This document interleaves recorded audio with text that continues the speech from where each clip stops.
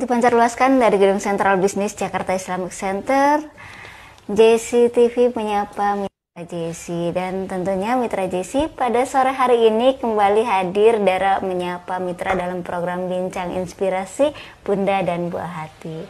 Dan seperti yang Mitra JC lihat juga di samping Dara sudah hadir Bunda Anik Retnawati MPD selaku mudiroh dari Pondok Pesantren Tahfiz Darussalam At-Thahiriyah.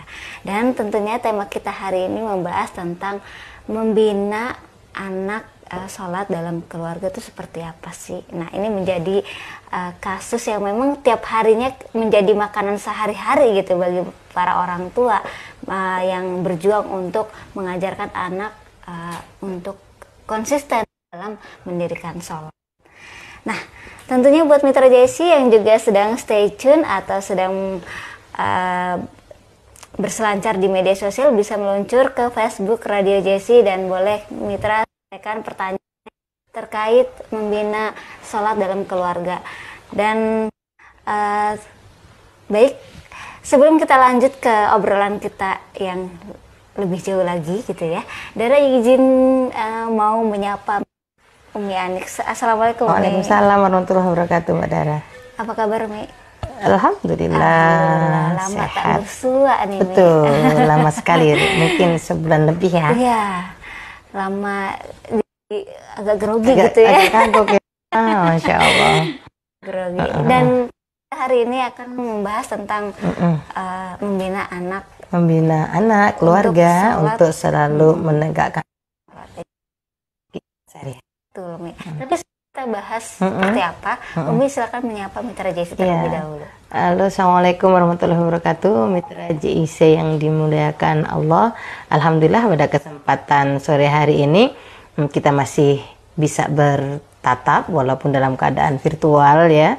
Mudah-mudahan ini tidak mengurangi tali silaturahim di antara kita, sebagaimana umat harus saling menjaga tali persaudaraan. Alhamdulillah pada kesempatan sore hari ini mungkin ada sedikit bincang-bincang ya mengenai bagaimana kita membimbing keluarga kita untuk selalu taat dalam menjalankan perintah Allah, terutama menjalankan sholat. Baik. Dan Mitra yang ingin bertanya bisa langsung di kolom komentar live Facebook Radio JC dan juga tanggapannya seperti apa juga boleh langsung aja di kolom komentar berkaitan dengan sholat. Ini kan menjadi salah satu perintah ya, perintah Allah. Dan katanya kan tiang agama itu adalah sholat ya. Nah, sholat itu imaduddin. Iya, sholat imaduddin. Memang ini menjadi sih buat para orang tua nih, baik orang tua, baik ibu ataupun bapak ya.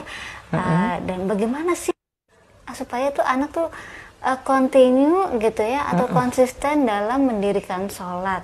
Karena apalagi orang tua yang memang seorang muslim ya, Mi ya. Betul. Sholat itu kan wajib untuk dikerjakan gitu ya, didirikan. Nah, seperti apa nih, Mi? Baik, Mbak Dara dan Mitra JC yang dimuliakan Allah, bahwa kita harus memahami bahwa menjadi seorang muslim ini mempunyai visi dan misi yang jelas. Visi misi kita adalah bagaimana menjaga diri kita dan keluarga kita dari api neraka, di mana api neraka itu bahan bakarnya dari manusia itu sendiri, dari batu dan manusia ya. Artinya di sini seorang muslim kita mempunyai visi yang tidak hanya berhenti di dunia saja, tetapi visi di dalam menjalin sebuah keluarga itu bagaimana membawa keluarga kita, menghantarkan keluarga kita bisa sampai masuk ke surganya Allah. Artinya di sini sebagai ayah, sebagai ibu mempunyai peranan yang sangat penting. Ayah tidak hanya bertugas untuk mencari nafkah saja, tetapi dia mempunyai peran yang sangat penting, mempunyai perintah, menjalankan perintah Allah, di mana perintah Allah itu adalah jaga keluargamu dan bawa mereka menuju surga. Dan ini tidak mudah. Dan ini tidak mudah. Kenapa tidak mudah? Karena kalau sudah menjaga dan bagaimana membawa keluarga untuk masuk ke dalam surga, artinya seorang ayah harus dalam mencari nafkah, ini juga harus halal. Ya, diperhatikan kehalalan. Diperhatikan kehalalannya. Kenapa seperti itu? Karena nafkah yang diberikan seorang ayah akan berubah menjadi makanan, dan makanan itu akan menjadi saripati darah yang mengalir ke anak-anak kita. Nah, anak dan istri terutama ya. Kalau sudah anak dan istri memakan makanan yang halal, insya Allah dia akan mudah untuk menjalankan perintah Allah. Tetapi kalau di dalam sebuah keluarga itu yang dimakan haram, cara mencari juga haram, maka darah yang mengalir melalui makanan-makanan yang dia konsumsi akan haram, dan itu akan berdampak pada sikap, cara berpikir anak-anak kita untuk jauh dari Al-Quran itu sendiri. Ini yang harus kita goal yang harus dimiliki seorang keluarga muslim, yaitu bagaimana membawa keluarga itu untuk terhindar dari api neraka dan masuk ke dalam surganya Allah. Ini goalnya dulu. Goalnya ya. Ya, jadi tadi goal. ya, visi dan misinya harus sama antara ayah dan juga ibu. Ya, karena ayah sebagai kepala keluarga dan ibu sebagai partner ya, sebagai partner yang memang mendorong keluarga ini dan mendidik keluarga ini supaya keluarga ini bisa menjalankan perintah-perintah Allah dan menghindari maksiat, menjalankan ketaatan sesuai dengan syariat yang telah diperintahkan Allah Ta'ala. Oke. Jadi memang antara orang tua ya, tadi selain juga lingkungan ya Mi ya, sempat dibahas di belakang ya sebelum siaran kita bahas juga tentang ternyata lingkungan juga berpengaruh banget terhadap karakter anak. Ketika memang kita menginginkan anak itu sholat, artinya juga tadi ya bahwa misi dan misinya bukan hanya sebatas di dunia, tapi juga di akhirat. Di akhirat. Bahkan jadi ayah ini tidak hanya berhenti memberi nafkah saja, tidak hanya berhenti untuk memastikan keluarga ini dapat terpenuhi sandang, pangan, papan. Selama ini yang kita dengar adalah keluarga sejahtera itu adalah terpenuhinya sandang, pangan, papan. Ya, sandang ini makan pakaian, pangan makanan, dan rumah. Papan itu hanya rumah, hanya sebatas itu saja.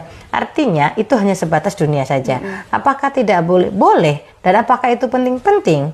Karena ketiga-tiganya inilah yang akan mensupport supaya terjadilah pembinaan yang bagus, pendidikan yang memang bagus, dan goal yang tadi, visi yang utama menjaga keluarga dari api neraka ini dapat dapat tercipta dengan baik, seperti itu Mbak Dara. Dan tadi kita bahas bahwa memang kenapa sih kok keluarga dulu gitu ya? Memang keluarga inilah keluarga inilah yang muncul ya, yang memunculkan generasi itu kan dari keluarga ya. Dan keluarga Muslim itu mempunyai keterikatan, mempunyai janji kepada Allah bahwa janjinya ya menjaga keluarga itu. Perintah itu jelas di dalam Al-Quran. Maka ya ayo kita jalankan dengan benar. Karena memang amanah itu bukan hanya jabatan ya. Ya, amanah itu tidak hanya jabatan. Bukan hanya sebatas harta aja, tapi juga keluarga juga amanah ya Mi. Amanah yang utama. Amanah yang utama itu adalah keluarga. Karena keluarga nanti akan membawa kita ke surga, atau keluarga juga bisa menarik kita ke dalam neraka. Naudzubillah min dzalik. Dan kita harus menyadari bahwa perkembangan anak itu dipengaruhi oleh dua. Perkembangan anak dipengaruhi oleh dua. Perkembangan anak ini kan bagaimana sih anak ini saatnya ini memperoleh pembelajaran keagamaan seperti apa gitu ya. Oh, anak ini karakternya seperti apa? Kok ada anak yang mudah sekali dinasehatin, anak ini kok susah sekali untuk dinasehatin, mudah sekali untuk diajak menjalankan perintah sholat ya. Kalau saya misal pengajar gitu Mbak Dara ya, ketika sudah ditetapkan yuk kita sholat jam duhur, kita punya kewajiban sholat. Ada yang dengan sendirinya kerelaan sholat, ada yang susah sekali sampai kita cari kemana nggak taunya dia ada di kantin gitu ya. Seperti itu. Kita nggak usah kaget atau nggak usah kenapa sih gitu ya. Nggak usah pusing kenapa sih. Justru kita harus lihat siapa keluarganya, backgroundnya seperti apa. Karena itu sangat mempengaruhi pola pikir anak, pola pikir, sikap dan karakteristiknya di dalam kesehariannya. Nah, kita pahami bersama bahwa yang disebut anak ini terpengaruh oleh dua ya Mbak Dara ya, keturunan dan lingkungan. Keturunan dan lingkungan. Yes, jadi dua ini sangat mempengaruhi tumbuh kembang anak. Pasti sangat mempengaruhi bagaimana karakter anak ini terbentuk. Apakah anak ini menjadi anak yang pemarah? Apakah anak ini anak yang rajin sholat atau rajin ibadah, atau bahkan tidak mau ibadah sama sekali, atau bahkan tidak mengenal Tuhannya gitu. Bahkan tidak mengenal siapa itu Allah itu kan. Bahkan tidak mengenal itu juga ada. Anak yang SMA pun ada yang tidak bisa membaca gitu. Membaca Al-Qur'an, membaca huruf hijaiyah itu sulit sekali juga ada Mbak Dara. Dan itu dipengaruhi oleh dua keturunan. Artinya keturunan itu tidak hanya fisik saja. Tidak hanya anak ini kan kalau terlahir ya, lahir kayak bapaknya gitu ya, tampan kayak bapaknya, cantik kayak ibunya gitu ya. Kita boleh seperti itu, tetapi jangan sampai kita terlena dengan itu semua. Jangan sampai terlena, tampan kayak bapaknya nih ganteng banget, kayak ibunya cantik banget, sudah cukup bagi kita. Nah, sebagai seorang kita ini sebagai seorang muslim, itu sudah cukup, tidak, itu tidak cukup ya. Tetapi kita harus memahami bahwa memang di dalam keturunan itulah terbentuk karakter, terbentuk etika, di situ akan terbentuk gaya bicara anak. Nah, ekspresi anak-anak dalam setiap harinya itu adalah hasil dari daya tangkap dia sehari-hari dalam lingkungan keluarganya. Oke, dari kembali tadi ya Mi, bahwa orang tua adalah role model. Jadi ketika memang di rumah kita ya, karena nggak sengaja ya Mi, kalau misalkan apapun yang terjadi itu yang akan dilihat oleh anak, itu yang akan dicontoh gitu ya. Betul. Itu adalah memang gaya bicara anak. Sikap ya, itu merupakan ekspresi hasil dari daya tangkapnya dia sehari-hari. Bagaimana dia menangkap sikap orang tua, bagaimana dia menangkap sikap ibunya, ya, dan bagaimana dia menangkap lingkungannya. Kalau misalnya lingkungannya ini ya berkata kotor, berkata kasar gitu kan, dan itu akan membentuk pribadi anak yang kasar. Itu akan membentuk pribadi anak yang keras, sehingga dia sulit untuk diajak untuk menjadi baik. Tetapi apakah tidak ada peluang untuk itu? Tetap ada peluang. Ada peluang. Allah saja Maha Pemaaf, ya enggak? Allah Maha Pemaaf. Artinya ada peluang untuk mengubah anak-anak menjadi baik. Ada peluang. Dan kita sebagai pendidik tidak boleh putus asa. Dan ibu serta ayah pendidik utama di dalam sebuah keluarga. Ada batas waktu nggak sih Mi?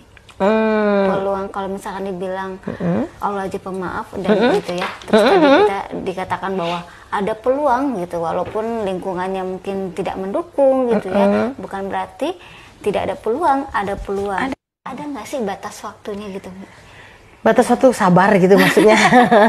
Batas waktu misalkan anak usia sekian itu misalnya masih ada peluangnya gitu ya. Oke. Kalau kita menengok ke belakang bahwa memang ajarilah anakmu untuk sholat ketika dia sudah berumur 7 tahun ya. Pisahkan anakmu ketika sudah umur 10 tahun, pisahkan tempat tidurnya seperti itu. Itu sudah merupakan batas usia ya. batas usia 7 tahun itu anak sudah wajib untuk diajarkan sholat. 7 tahun. Ya, sudah wajib. Mempunyai, artinya 7 tahun itu kelas 1. Iya. Kelas 1 SD, anak sudah harus dibangunkan untuk sholat subuh. Kelas 1 SD. Ya, sulit mungkin ya sebagai orang tua ya. Kelas 1 SD, tapi itu perintah Allah. Itu perintah Allah. Jalankan. Jalankan walaupun dengan penuh sulit. Ya, dengan penuh kesulitan. Jalankan. Dan cara menjalankannya itu memang harus ditempuh dengan kesabaran. Maka Allah itu memerintahkan ya Mbak ya, kalau dalam surah At-Toha itu ya, dan perintahkanlah kepada keluargamu, dirikanlah sholat dan bersabarlah gitu. Dan bersabarlah kamu dan bersungguh-sungguhlah untuk mengerjakannya. Artinya memang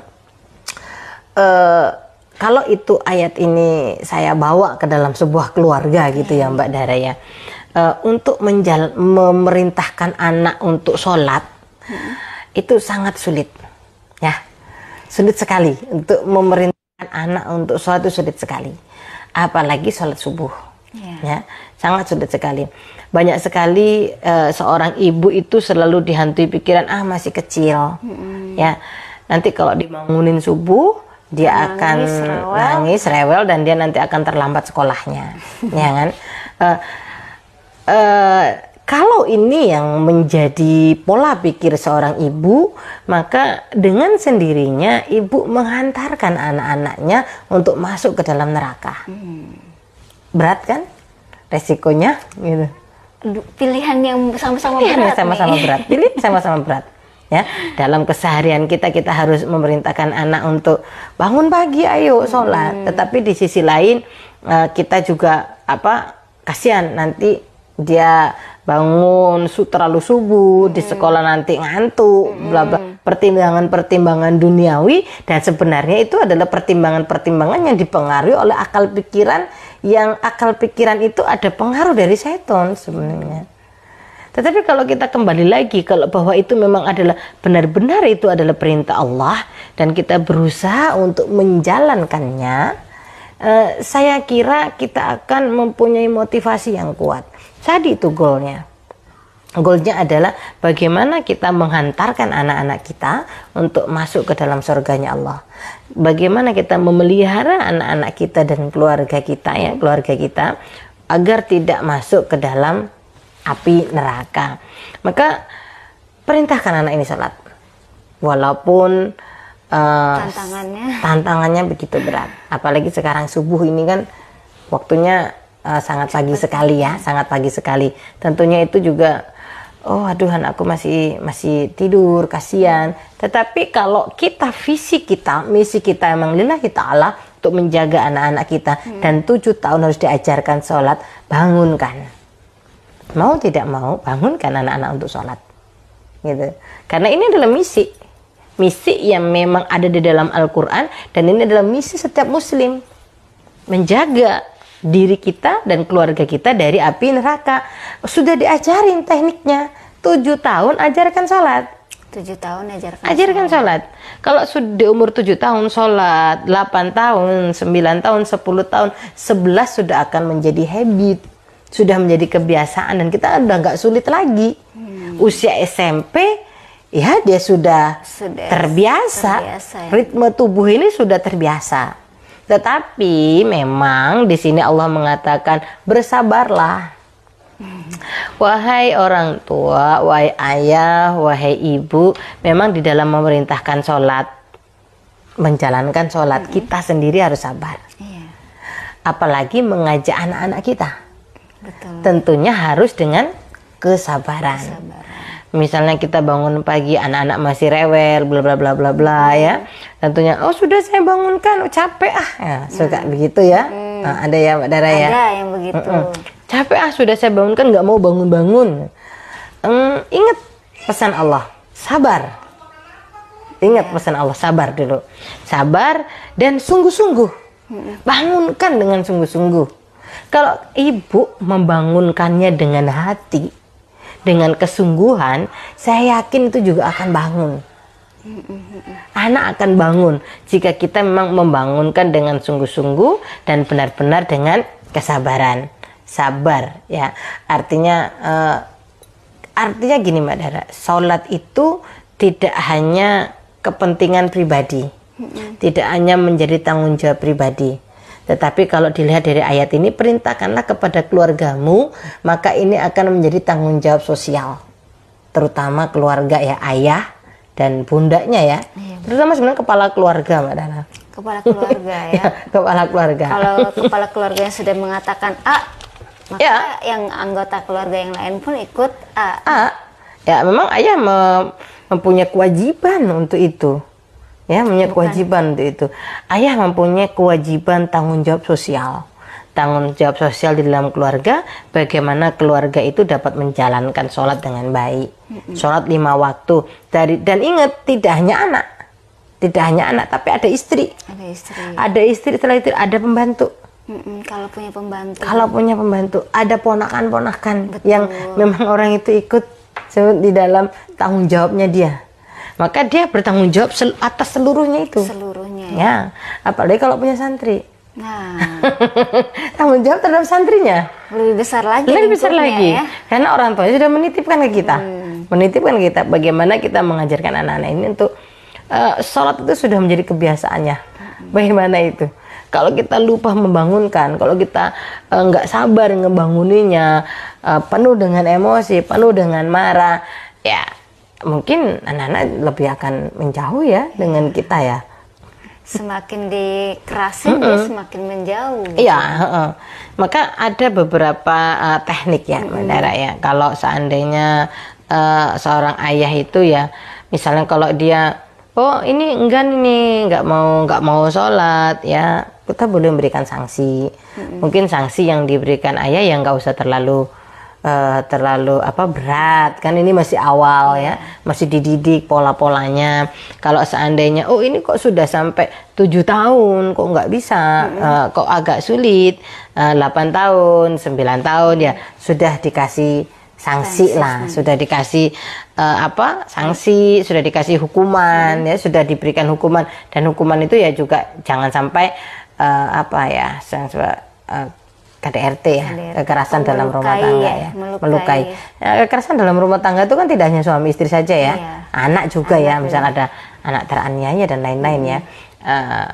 Dan teraniaya itu juga ada 3 ya Mbak Dara ya, ada fisiknya, ada verbal ya, ada fisik ya, mungkin fisik itu kalau yang dia pukul ya, misalnya itu kan fisik ya. Memang boleh pukul, tapi kan pukul itu juga yang tidak menyakitkan ya. Pukul tidak menyakitkan, atau pukul secara verbal gitu ya, dengan kata-kata itu bisa seperti itu. Atau juga kita mungkin kalau emang nggak bisa sama sekali, ini sudah 7 tahun, 8 tahun, 9 tahun, kalau sudah 10 itu kan sudah boleh dipukul ya. Kalau sudah nggak bisa ya kita bisa boikot lah untuk sementara waktu. Kira kamu nggak dikasih uang jajan nih, misal seperti itu. Punishmentnya nggak dikasih uang jajan atau pola-polanya bisa ditentukan oleh orang tua, mana yang terbaik dan mana yang punishment itu bisa mengubah pola pikir anak agar anak mentaati perintah Allah. Gitu. Jadi kalau misalkan memang ada punishment yang adakan gitu ya di dalam keluarga, itu harus satu ya Mi, harus kerjasama antara ibu dan ayah gitu. Kadang ayahnya memberikan punishment, ibunya nggak tega. Ini yang terjadi gitu ya. Atau sebaliknya, ibunya yang tega memberikan punishment, ayahnya yang nggak tega. Kasihan, gitu. Akhirnya tidak tercapai tuh visi misi dalam sebuah keluarga. Maka kalau misalnya memberikan punishment itu bisa dimusyawarahkan, bisa ditentukan secara bersama. Jadi tidak hanya poin itu tidak hanya berlaku di sekolah ya. Bisa saja poin itu kita berlakukan di dalam keluarga kita. Oke, kalau kamu nggak sholat subuh nih ya poinnya, kamu sudah melakukan pelanggaran ini, maka kamu nanti akan mungkin uang jajan kamu saya kurangin, atau kamu nanti akan seperti ini, kamu tidak mendapatkan misalnya jatah untuk liburan, gitu bisa seperti itu ya Mbak Dara ya. Artinya berlaku juga itu dalam sebuah keluarga. Perlakukan poin-poin dan disepakatin dulu antara dalam sebuah orang tua keluarga dan juga anak ya. Iya, ya orang tua terutama ayah dan bunda ya. Kalau ayah bunda mempunyai kesepakatan yang utuh, maka dan saling komitmen dalam menjaga kesepakatan, insya Allah anak akan mengikuti. Anak akan mengikuti. Tapi kalau di antara salah satunya kendor, ya anak juga akan tidak melihat orang tua tidak konsisten, maka anak juga konsisten juga dalam melakukan pelanggaran. Atau mencari aman kira-kira nih ya, yang gampang goyah siapa nih, ibu atau ayah gitu. Kalau misalkan ayah atau ibunya justru dia milih ke orang yang gampang, betul, gampang tergoyahkan gitu. Dengan pasang muka melas, ya udah deh gitu. Kadang biasanya gitu ya Mi ya. Oke, nah terkait dengan tadi kita sebenarnya udah disinggung oleh Umi ya. Kalau merintahkan anak sholat itu kadang kenyataannya emang nggak langsung nurut ya Mi. Ayo bangun sholat, nggak langsung bangun gitu kan? Nggak sulit itu. Perlu apa ya? Perlu pembelajaran, perlu proses ya Mi ya. Nah ini gimana nih Mi? Karena kan emang itu kalau misalnya kitanya nggak memahami itu gitu ya, Mi ya, kadang emosi juga. Ini anak gimana sih gitu kan? Suruh sholat bangun gitu ya, tapi nggak bangun-bangun. Akhirnya waktu terus berjalan gitu ya. Akhirnya waktu sholat subuhnya kelewat gitu. Iya, Mbak Dara. Ini yang sering menjadi persoalan. Menjadi persoalan sering ini ya. Yang terjadi menjadi persoalan umum yang sulit dipecahkan. Persoalan umum tapi sulit dipecahkan. Karena ini sebenarnya bukan masalah yang luar biasa. Sebenarnya ini masalah biasa. Tetapi sulit dipecahkan. Masalah biasa, saking biasanya semuanya hampir sama. Rata persoalannya. Ya? Anakku sulit untuk diajak sholat. Anakku sulit untuk dibangunkan. Ya seperti itu ya. Saya tanya dulu, cara bangunnya gimana gitu. Nah iya, cara membangunnya gimana? Mungkin Umi punya trik ya nih ya, kita kupas cara bangunnya gimana? Itu yang perlu kita lihat. Kalau kita mau berkiblat di dalam surat Al-Imran itu ya Mbak ya, ayat 159, di situ dikatakan bahwa dan sekiranya kalau kamu bersikap kasar, bersikap kasar, lagi berhati keras. Jadi kalau seorang ibu ngomongnya kasar dan keras, atau ayah ngomongnya kasar dan keras, pastilah mereka akan menjauh darimu.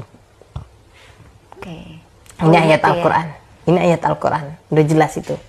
Artinya Mbak Dara, dan sekiranya kalau kamu bersikap kasar dengan siapapun itu. Bukan hanya dengan anak ya? Ya, dengan siapapun itu. Mungkin kerabat pun atau teman sejawat gitu ya. Kalau misalnya kita kasar, otomatis dia akan milih menjauh. Ya, menjauh dengan sendirinya. Sunatullahnya seperti Sunatullah itu. Kan kita juga nggak mau kan Mbak dikasarin. Nggak mau dikasarin ya. Kita kan suka yang pasti, yang jelas seperti itu ya. Maka di dalam Al-Quran juga sudah diperingatkan dengan jelas Mbak Dara, bahwa bagaimana sih membangun kalimat yang baik. Tentunya membangun kalimat yang baik itu kamu tidak boleh bersikap kasar, keras ya. Kalau sudah kasar dan hatinya keras, maka yang mendengarkan juga akan terasa Mbak Dara. Apa yang keluar dari hati akan diterima dengan hati. Apa yang keluar dari hati akan diterima dengan hati. Tapi kalau apa yang keluar dari mulut saja, maka akan diterima dengan mulut saja. Nggak jarang ada cekcok kan, keluar dari mulut ya, atau hanya lewat dari kuping sini ya kan, masuk kuping kanan, keluar kuping kiri. Kalau masuk masih untung, Mbak Dara. Masih ada yang nyangkut gitu ya. Ini masuk mental lagi. Oke, belum sempat masuk berarti ya. Belum sempat masuk, mental lagi gitu kan ya. Maka ya itulah, itu sudah dijelaskan dalam Al-Quran bahwa pola kalimat kita berbicara kepada orang lain, kepada lawan bicara kita, walaupun itu anak, dengan suami, dengan siapapun itu, ingat kamu tidak boleh bersikap kasar dan janganlah kamu berhati keras. Tadi itu kalau yang keluar dari hati maka akan diterima dengan hati. Itu Mbak Dara. Maka ya yuk kita mengajak anak ini jangan didasari atas keras hati kita, jangan didasarin atas marah. Maka ajak anak ini dengan kalimat yang lembut, dengan kalimat ajakan, dan disertain dengan contoh tentunya. Dibangunkan dengan kalimat yang baik, terus disertai juga dengan contoh. Contoh ini role model. Tadi saya sudah singgung di awal bahwa anak ini mengekspresikan dalam kehidupan sehari-hari tingkah laku dan polanya.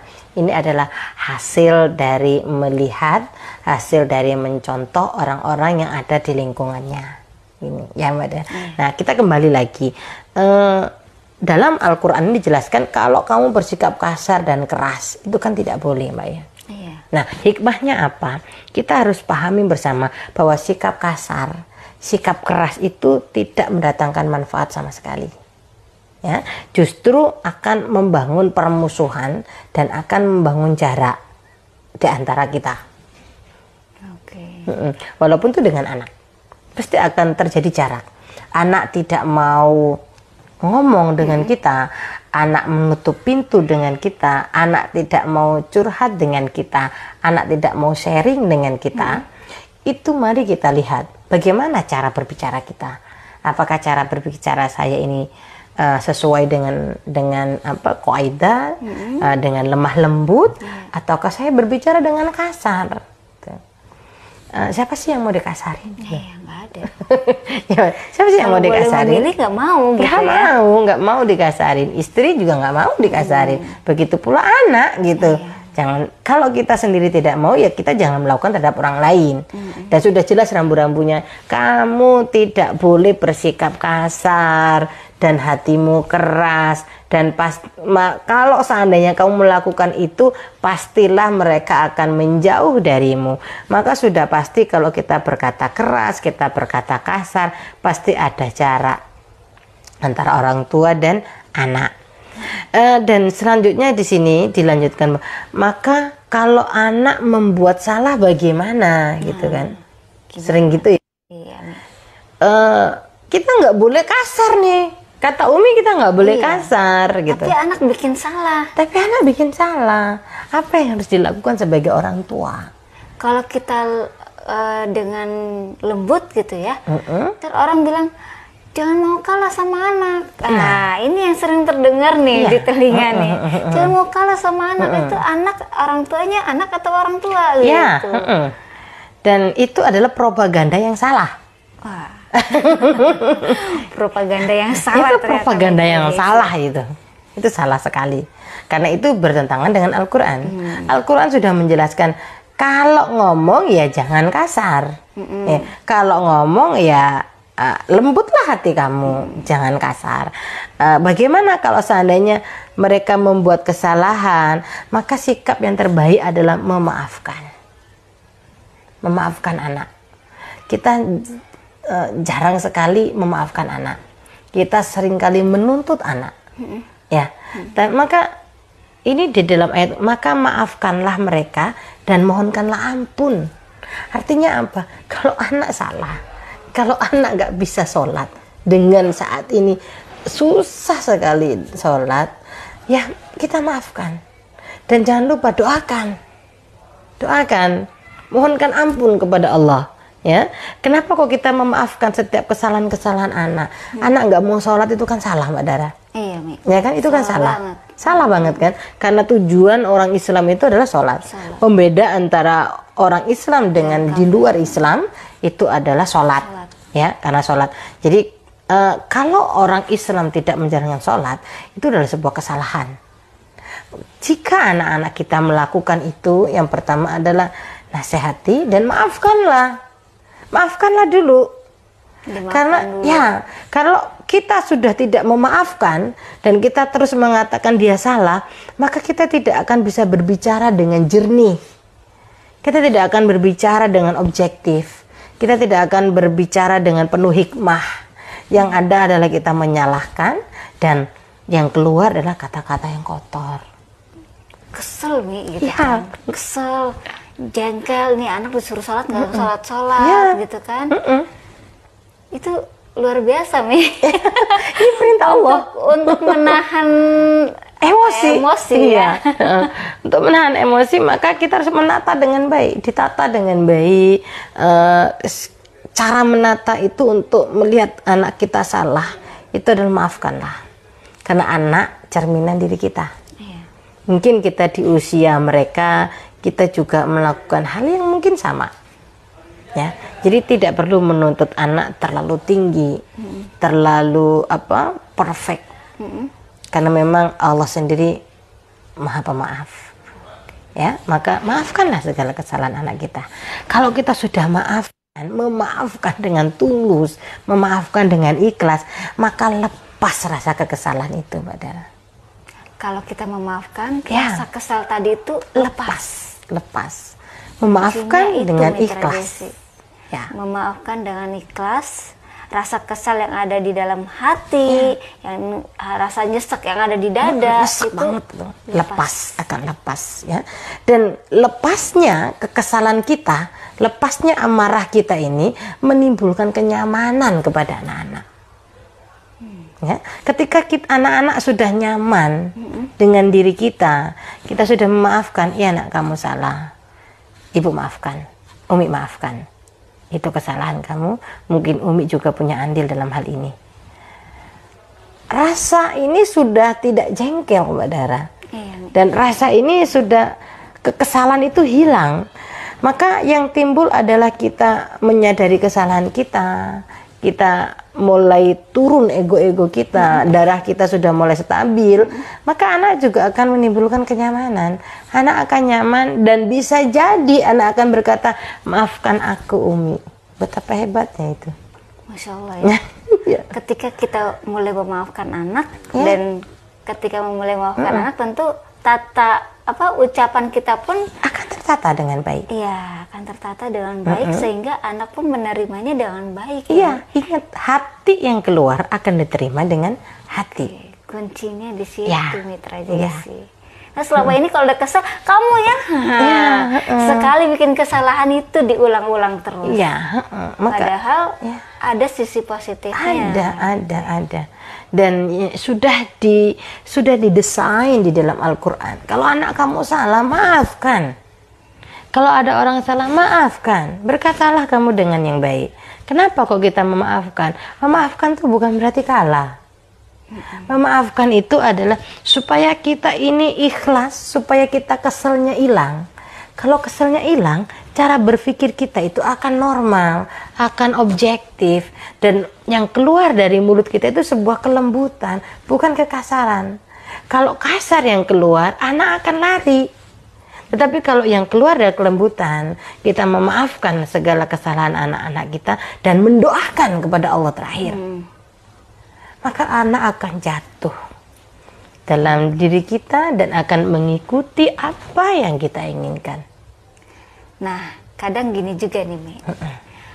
Aku udah lembut-lembutin tuh anaknya, tapi tetap aja begitu, dikasarin salah, dilembutin salah. Nah, ini gimana nih? Ada doa yang terputus. Ada doa yang Ya, terputus. ada hubungan yang terputus. Ada hubungan vertikal yang terputus antara orang tua dengan Allah. Nah, disitulah yang menyebabkan kaulan sadida itu tidak ada. Itulah yang menyebabkan apa yang kita ucapkan tidak meresap kepada anak-anak kita. Ada doa yang terputus. Apa saja yang menyebabkan doa terputus? Mungkin orang tuanya memberi makan dengan yang haram. Karena setiap kali apa yang kita makan dan sifatnya haram, baik fisiknya maupun cara mencarinya, itu akan menghalangi doa-doa kita. Ya, itu akan menghalangi doa-doa kita. Maka ya kita flashback dulu belakang, lihat dulu apa sih yang menyebabkan, introspeksi diri dulu. Apa sih yang menyebabkan kok anak saya sulit sekali menerima perkataan saya? Apa sih yang menyebabkan, oh saya tidak pernah berdoa, misal saya tidak pernah mendoakan anak-anak saya lupa mendoakan anak-anak saya, yang saya doakan hanya ya Allah aku minta rezeki gitu. Tapi lupa untuk mendoakan ya Allah jadikan anak saya qurrata ayun, ya Allah jadikan anak-anak saya itu penyejuk mata saya gitu.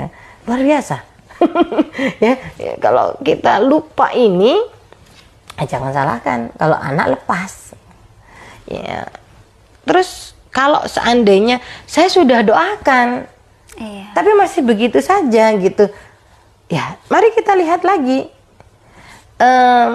apa yang kita konsumsi sehari-hari sehingga doa kita tidak diijabah oleh Allah. Halal kok Mi, misalkan. Oh halal kok Mi, oke, fisiknya halal, tapi bagaimana cara kamu mencarinya, gitu kan? Halal kok Mi, oke, kalau semua hanya halal, apakah kamu tidak menjaga dari kemaksiatan? Seorang ibu itu harus menjaga dirinya dari kemaksiatan. Apa yang kamu konsumsi dalam HP kamu? Jadi bukan konsumsi hanya bentuk konsumsi yang dimakan masuk ke dalam tubuh kita, tapi konsumsi mata kita, apa yang dikonsumsi. Rohani kita ini apa yang kita konsumsi? Gitu. Ya, dan itu akan menghalangi doa-doa kita diterima oleh Allah Subhanahu wa Ta'ala. Panjang jadinya ya Mi? Ya, mungkin panjang kali lebar sama dengan luas. Ya. Kita bahas matematika Mitra Jesi. Masya Allah. Luar biasa ya. Jadi memang ketika memang anak tadi mungkin kita katakan pala batu gitu ya, mungkin ada orang yang menyebutnya seperti itu, atau misalkan ada yang menyebutnya dengan nakal atau tidak mau dengar, tidak mau nurut gitu. Ketika tadi ya sudah dengan cara lembut, kan kata Umi harus dengan cara lembut gitu ya. Udah dengan cara lembut. Tapi juga begitu, kadang lembutnya gini sih Mi, gigi geraham sama gigi atas sama gigi bawah tuh ngadu, jangan gitu ya sayang gitu ya.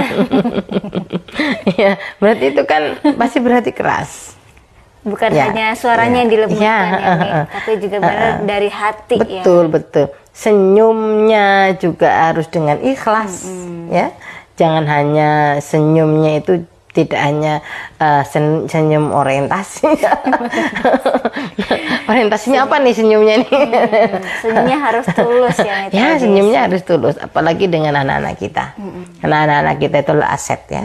Anak-anak kita aset untuk keluarga kita, aset bangsa, dan bahkan aset untuk umat muslim di Indonesia ataupun di seluruh dunia. Oke.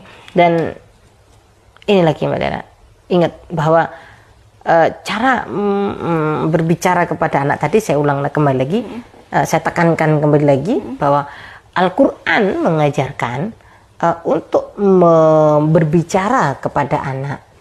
Yang pertama, janganlah kita bersikap kasar. Yang kedua, jangan kita mempunyai hati yang keras. Sebagai seorang ibu terutama, kalau melihat anaknya salah, pertama kali yang kita lakukan, maafkan dulu. Kalau ibu tidak memaafkan, apalagi orang lain. Iya benar. Ibunya aja nggak memaafkan, apalagi orang lain. Iya. Ya. Jadi maafkan dulu. Kalau ada anak salah, maafkan dulu. Setelah memaafkan, tidak berhenti di situ. Doakan. Setelah memaafkan, didoakan. Didoakan. Rentetan itu. Setelah didoakan, musyawarah sama anak. Musyawarah, membangun komunikasi yang baik, cari solusi yang sama-sama nyaman. Hari ini kan lupa bahwa musyawarah, membangun dialog yang baik antara orang tua dengan anak sulit. Mungkin masih ke bawah pola asuh kolonial kali ini. Ya, Bisa seperti itu. Ini pola asuh Al-Quran loh yang diterapkan ini. Ya, saya mengambil dari surat Al-Imran ayat 159. Artinya kolonial itu hal yang baru. Hal yang baru. Islam sudah dari dulu mengajarkan seperti ini. Ketika ayah bunda mengambil pola kolonial ini, mengambil pola-pola yang mungkin Anda sebut dengan pola modern, sebenarnya itu pola yang yang hanya berlaku di zaman itu. Hanya berlaku di zaman itu. Tetapi kalau pola yang diajarkan oleh Al-Quran, yang ditulis kalamilahi ya, itu adalah pola-pola pengajaran yang tidak rentan dimakan waktu sampai kapanpun, sampai kapanpun, sampai akhir zaman. Insya Allah kuncinya berkata dengan baik, berkata dengan lembut, tidak bersikap kasar, dan jangan berhati keras. Ingat, sebagai orang tua kita tidak boleh memiliki hati yang keras. Ya, yang pertama polanya adalah kita harus menghindari bersikap keras. Apalagi kita berhati keras.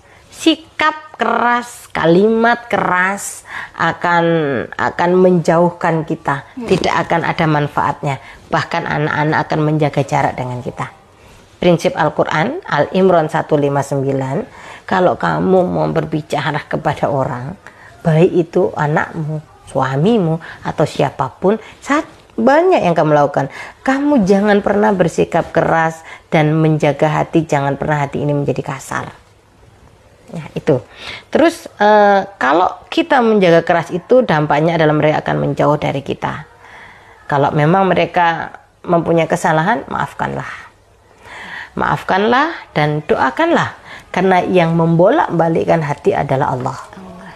Ya, yang membolak-balikkan hati adalah Allah. Balikkan hati anak-anak kita, keluarga kita pada din, pada Islam.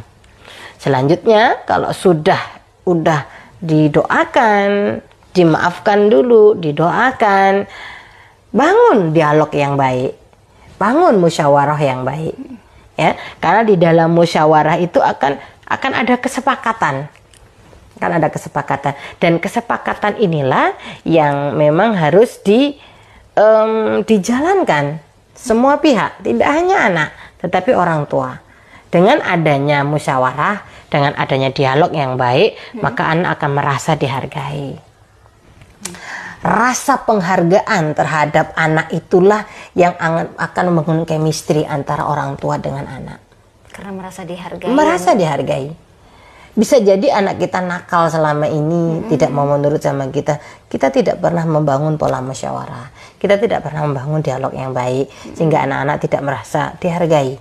Anak-anak hanya merasa dijadikan sebagai robot, yang hanya mengikuti perintah orang tua, tidak pernah tahu apa maknanya. Walaupun sebenarnya maknanya baik, tetapi hari ini anak penuh dengan analisis. Anak-anak itu sangat kreatif ya. Maka orang tua bangun dialog.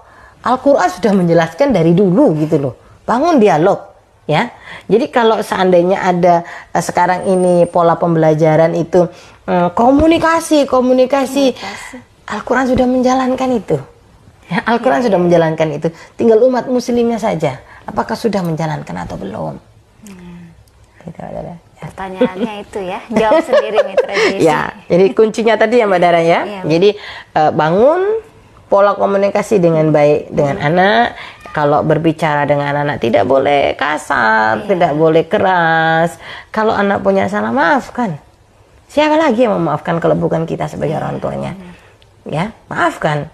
Setelah memaafkan, jangan lupa doakan. Setelah dimaafkan, didoakan, dan bangun komunikasi. Ya, udah itu aja. Udah pasti itu. Udah pasti anak akan jadi baik, insya Allah. Insya Allah anak akan jadi baik.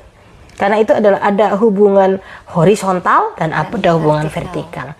Ada hubungan hablum minallah dan ada hubungan hablum minan nas. Sejalan ya Mi, antara vertikal dan horizontal ya. Antara Allah dan manusia. Oke, Mbak Dara. Masya Allah Mitra Jesi, ini luar biasa sekali ya. Kalau kita Itu sebenarnya panjang banget tadi ya, sempat Dara ambil kesimpulan ketika tadi kita sudah mengajarkan anak dengan memperlakukan anak dengan lembut misalkan, atau dengan kasar sekalipun gitu ya. Kadang kan ada bahasa gini, udah dilembutin, udah dikasarin, tetap aja gitu ya.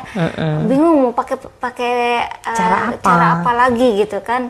Nah, tadi Umi sempat singgung juga bahwa harus dicari ini introspeksi diri, apakah makanan yang masuk, apa yang kita konsumsi itu sudah baik, sudah halal gitu ya. Itu juga menjadi pertanyaan. Halal misalkan gitu ya, dengan dalih ya kerjaannya halal gitu kan, atau misalkan makanannya pun halal. Tadi kembali lagi, kita punya smartphone di tangan gitu ya, punya smartphone mungkin gitu kan, kita nggak sadar kita buka-buka sesuatu yang tidak diridhoi Allah gitu ya, sehingga bertentangan dengan syariat. Ya betul, sehingga itu membuat doa kita terputus. Ya, belum diijabah. Doa yang tidak diijabah adalah terputusnya hubungan antara kita dengan Allah. Terputusnya hubungan antara kita, antara manusia dengan Rabbnya, dengan Allah. Nah, jadi memang harus ketika kita lihat bahwa ya anak kita salah, belum tentu juga gitu ya. Kita cari tahu lagi, introspeksi diri bahwa benar nggak sih kesalahan di anak kita, atau justru kesalahannya ada di diri kita sendiri. Gitu ya. Karena tadi kuncinya di anak itu hanya merekam ya Mi, apa yang dia lihat, apa yang dia dengar, itu yang dia mungkin diekspresikan dalam kehidupan sehari-hari. Ya. Jadi panjang kalau kita ngebahas ini panjang, ya Mi ya. panjang. Dari mulai ngajarin sholat itu runutnya jauh gitu ya, nggak sebatas kerjakan sholat, teknisnya seperti ini nih, itu teknis, tapi kembali lagi seperti apa kita dalam kehidupan sehari-hari. Iya betul. Dan tadi kalau Umi singgung bahwa orang tua menjadi role model. Ya bukan artinya bukan hanya sebatas untuk menyuruh gitu ya, tapi juga menjadi contoh. Kalau dalam bahasa agamanya gimana tuh Mi? Memberikan contoh atau mengajak seseorang dengan bentuk perbuatan gitu ya. Ya kalau kita kan kerjakan sholat, jagalah dirimu dan keluargamu dari api neraka. Artinya ada action di dalamnya, action pribadi dan action sosial.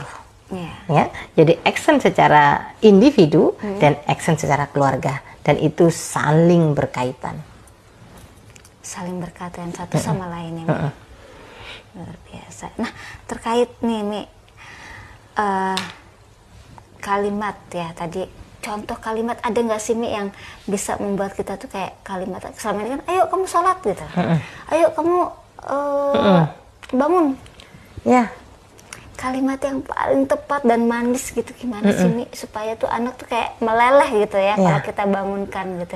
Mungkin kalau anak kita laki-laki, sayang, Umi mau dong jadi jamaah kamu. Jadi makmum ya.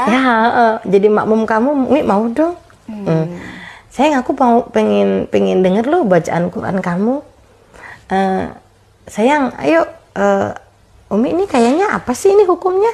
Mat wajib apa mat jaiz nih? Jadi memang anak diajak untuk diskusi. Anak diajak untuk diskusi. Yuk bangun. Bunda pengen deh sholat jamaah bareng kamu gitu.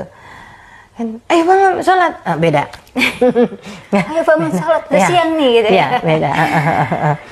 Nadanya aja udah beda Mi. Nadanya sudah beda.